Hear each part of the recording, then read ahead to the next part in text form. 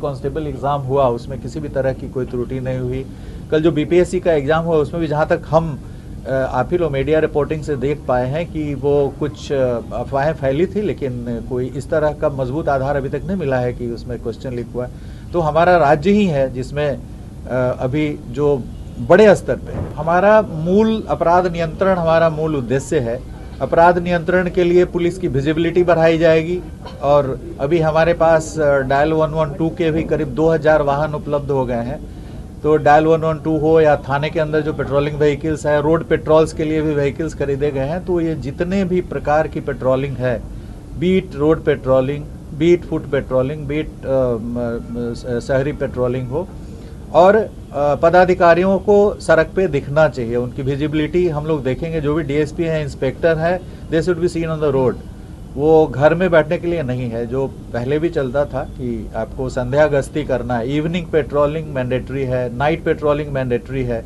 तो जो हमारे पदाधिकारी हैं वो रात में भी दिखें, दिन में भी दिखें, उनकी विजिबिलिटी अधिक से अधिक हो, ये इंश्योर कराया जाएगा। बीट पेट्रोलिंग शुरू की जाएगी, व्हीकल पेट्रोलिंग आदि शुरू की जाएगी। तो पेट्रोलिंग पे हमारी नजर रहेगी, काफी पैनी नजर रहेगी। जेंडर बेस्ड वायलेंस से सर कैसे डील आउट करेंगे? आपका एक स्टेटमेंट भी सामने आया, despite of proper training department is not able to. नहीं, we have done excellent work in gender based violence. आपको याद होगा कि एक दौर था जिस समय वीडियो वायरल्स, आई थिंक 2017-18 में काफी सारे केसेस हुए थे वीडियो वायरल के। राजगीर में रिकॉल की एक बबनी कांड हुआ था जिसमें हम लोगों ने सिर्फ वीडियो क्लिप पे डिटेक्ट करा और उसमें गृह मंत्रालय द्वारा पुरस्कार भी दिया गया था नीलेश जी को, और उसको रिकॉर्ड टाइम में हम लोगों ने ट्रायल करा करके सजा भी कराया था। करीब दर्जनों कांड जेंडर बेस्ड वायलेंस के आए थे। वीडियो वायरल वाला एकदम हर सप्ताह में उस समय आ रहा था, तो उस पर हम लोगों ने काबू पाया था। सर, ये पेपर लीक अब यहाँ बराबर हो रहा था, इस पर कैसे कंट्रोल कीजिएगा?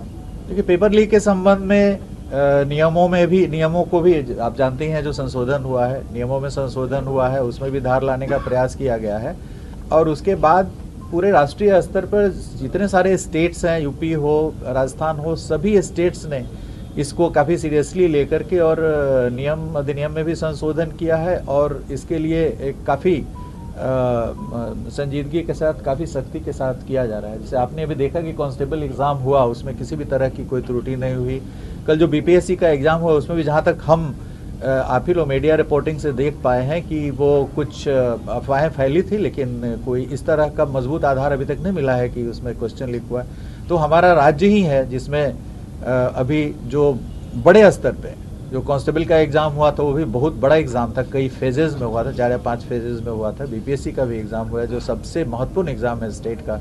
तो ये प्रभावकारी ढंग से, अच्छे ढंग से नए नए इनोवेशंस लाए गए हैं उसमें। जैसा कि अभी आपने देखा कि 3 घंटे पहले कौन सा पेपर खुलेगा वो किसी को जानकारी नहीं है, किसके हाथ में कौन सा पेपर लगेगा। तरह तरह के इनोवेशंस को इंट्रोड्यूस किया जा रहा है सो दैट हम जो लीक कराने वाला जो गैंग है उससे हम 2 कदम आगे रहें ताकि उनकी मंशा को हम विफल कर सकें। जी साहब, साइबर क्राइम बड़ी चुनौती है। ऑर्गेनाइज्ड हो चुके हैं साइबर अपराधी बिहार के अंदर और करोड़ों की ठगी लोगों से हो रही है, ये बड़ी चुनौती होगी। देखिए, साइबर क्राइम्स के प्रति हम लोग पिछले 10 वर्षों से लगातार काम करते आते। पहले CCSMU हम लोगों ने हर जिले में गठित किया था। अब CCSMU को हम लोगों ने कन्वर्ट कर दिया साइबर पुलिस स्टेशंस में। हर जिले में साइबर पुलिस स्टेशंस हो गए, हमारे सृजित हो गए हैं। जबकि आप साउथ इंडिया में भी देखिएगा, आंध्रा का मैं ऑर्डर देख रहा था, वहाँ हर जिले में पृथक रूप से साइबर पुलिस स्टेशंस नहीं है।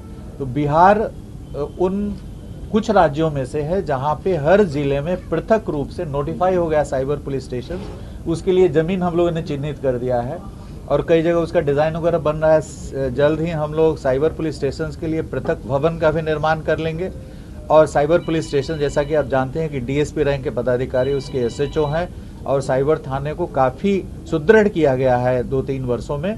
और देश में हम पहला राज्य है, प्रथम स्थान पर है जो जितना साइबर फ्रॉड हुआ है उसके जो प्रतिशत बैंक में हम लोगों ने जो रोका है पैसा, जो होल्ड कराया है पैसा, उसमें Bihar is the top state जिसने I think Manavjit will say 35% और सम 35% हम लोग पैसा, यदि 100 रुपया साइबर फ्रॉड हुआ है तो 35 रुपया हम लोग बैंकिंग सिस्टम में रोक पाए हैं, और जो विक्टिम है उसको उतना पैसा हम लोग in due course of time court के आदेश से हम लोग मुहैया करा देंगे। इसलिए साइबर क्राइम के प्रति जो सजगता है, सचेतता है बिहार में, वो किसी अन्य राज्य से कम नहीं है। लेकिन इसमें बहुत कुछ करने की ज़रूरत है, इसमें बहुत ही ज़्यादा कुछ करने की ज़रूरत है, क्योंकि एकदम ऑर्गेनाइज्ड क्राइम का रूप ले चुका है और तरह तरह के इसमें लेवल्स पे लोग काम कर रहे हैं, भारी संख्या में लोग काम कर रहे हैं। इसलिए इसको राज्य की पुलिस काफ़ी संजीदगी के साथ लेगा।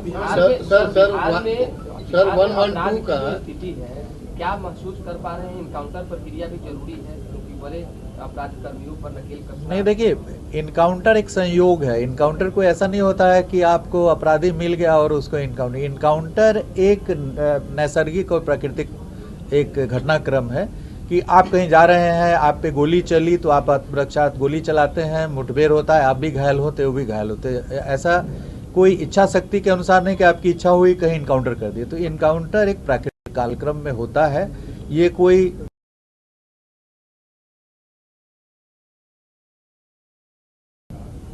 लेकिन कहीं पे भी कोई ऐसा उंगली नहीं उठाया कि इनकाउंटर, मुझे याद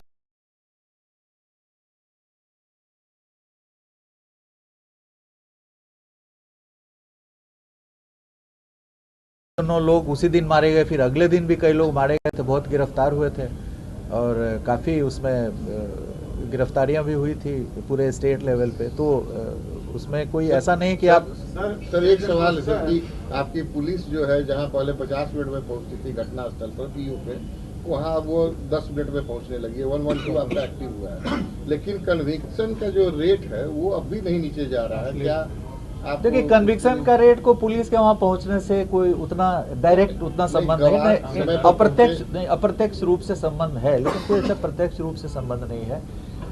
कन्विक्शन का जो रेट है डिपेंड करेगा कि आपके गवाह कितने मजबूत है, गवाह कितने निर्भीकता के साथ गवाही दे पाते हैं, हमारे जो पुलिस के पदाधिकारी हैं वो न्यायालय में कितनी सख्ती के साथ अपना एविडेंस दे पा रहे हैं, जो एविडेंस दे रहे हैं वो कोर्ट के द्वारा ग्राह्य है या नहीं है, एडमिसिबल है या नहीं है। तो इन सभी चीज़ों पे डिपेंड करता है। उसके लिए क्या करें? उसके लिए अनुसंधान को काफ़ी अनुसंधान में गुणात्मक परिवर्तन की ज़रूरत है। और जैसा कि आप जानते होंगे कि हमारे पास 2013 में सिर्फ पटना में ही एक FSL था। आज के डेट में 3 FSL फंक्शनल, 4 फंक्शनल, राजगीर भी फंक्शनल है और 9 और रीजनल फोरेंसिक साइंस लेबोरेटरी के भवन निर्मित हो गए हैं। उपकरण के क्रय की प्रक्रिया अभी जारी है और 1 साल के अंदर मैं उम्मीद करता हूं कि हमारे प्रत्येक पुलिस क्षेत्र में क्षेत्रीय विधि विज्ञान प्रयोगशाला कार्यरत हो जाएगा और वैज्ञानिक अनुसंधान के आधार पर हम कांडों को जब न्यायालय में ले जाएंगे और अच्छे ढंग से प्रस्तुत करेंगे तो उसमें कन्विक्शन की संभावना काफी बढ़ेगी। पुलिस हेडक्वार्टर का स्टैंडिंग ऑर्डर है सारे एसपीज को कि वो जिला जज से साथ समन्वय बना करके वो court cases trial speed up कराने का कोशिश करें। नहीं, वो डिस्ट्रिक्ट लेवल पे वो कोई समन्वय, वो एक सिस्टम बना हुआ है, DLMC बोलते हैं, district level monitoring committee meeting होती है जो प्रत्येक महीने डिस्ट्रिक्ट जज की अध्यक्षता में होती है। लेकिन वो मीटिंग अपनी जगह पे, उसमें बहुत सारे इशू रहते हैं, उसमें सिर्फ स्पीडी ट्रायल का इशू नहीं रहता, उसमें तरह तरह की इशूज रहते हैं। तो हम लोग जैसा कि पहले भी किए हैं कि जुडिशियरी के साथ, प्रोसिक्यूशन के साथ कॉन्फ्रेंसेस किए हैं, कई बार हम लोगों ने आयोजित कराया था जिसमें हाई कोर्ट के जजेस भी आते हैं, डिस्ट्रिक्ट जुडिशियरी के लोग आते हैं, पुलिस वाले रहते हैं और उससे जो भी रोड ब्लॉक्स रहता है, जो भी इम्पेडिमेंट्स रहता है उसको हम लोग रिजॉल्व करते हैं। तो उस तरह की कार्यशाला भी आयोजित की जाएगी, जुडिशियरी के साथ तालमेल और समन्वय बढ़ाया जाएगा जैसे पूर्व में भी था और जिला स्तर पे भी पुलिस पदाधिकारी और जुडिशियरी में समन्वय को। और सर ये क्वेश्चन है that is related to attachment, जो आपने स्टार्टिंग में बोला कि BNS के तहत now will not depend on ED। नहीं, we will depend on ED but वो एक अलग है। हाँ। लेकिन हमारा थाना को भी, पुलिस को भी पावर मिला है BNSS में, अभी जो संशोधन आया है उसमें कि अटैच कर सकता है। सर आपने ये बोला सर कि 10 डेज में हम लोग अटैच करेंगे। नहीं, पता लगाएंगे अटैच और उसके बाद ऑर्डर पास करेंगे।